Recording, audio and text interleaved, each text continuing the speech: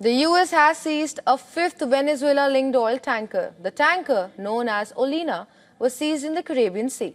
The US Southern Command put out this video of their raid on social media. They said that mariners were launched from the USS Gerald R. Ford aircraft carrier for a pre-dawn raid.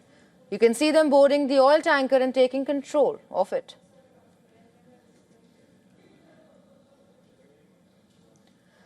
The US Southern Command said that they apprehend the Olina without incident and that, quote, there is no safe haven for criminals. Now, the Olina is the fifth oil tanker that the Americans have seized in recent weeks. The first was the Skipper, which is categorized as a VLCC, a very large crude carrier. When the US seized the ship, they said that it was a sanctioned vessel which was used to transport oil from Venezuela to Iran. On December 20th, the Americans seized the Centuries. It was a super tanker which was flying the flag of Panama. It was also intercepted in the Caribbean east of Barbados. Back then, Venezuela had labeled these seizures serious acts of international piracy.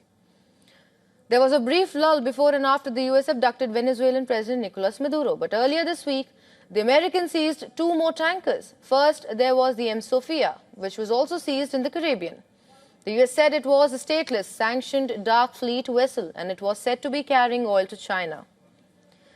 The other seizure, which also took place on January 7th, was the Marinera. The ship earlier went by the name Bella 1. This capture was unique because the ship was seized all the way in the North Atlantic, near Iceland. The ship had broken the US naval blockade around Venezuela, but the US gave chase for 2 weeks until it was seized. The other unique thing about the Marinera is that it was a Russian-flagged tanker. Reports say that a Russian submarine had been deployed to safeguard the ship, but it did not end up intervening when the Americans seized the vessel. At least 3 Indians were among the 28-member crew of the Marinera. So were 2 Russians. Moscow has confirmed that the 2 Russian crew members have been released after Russia made a request to US President Donald Trump. And now, the US has seized its fifth tanker, the Olina. Earlier today, US President Donald Trump reiterated that all Venezuelan ships will have to stay in place. He said that the US and Venezuela's new interim government will work together to rebuild the country's infrastructure. But the blockade has not been lifted.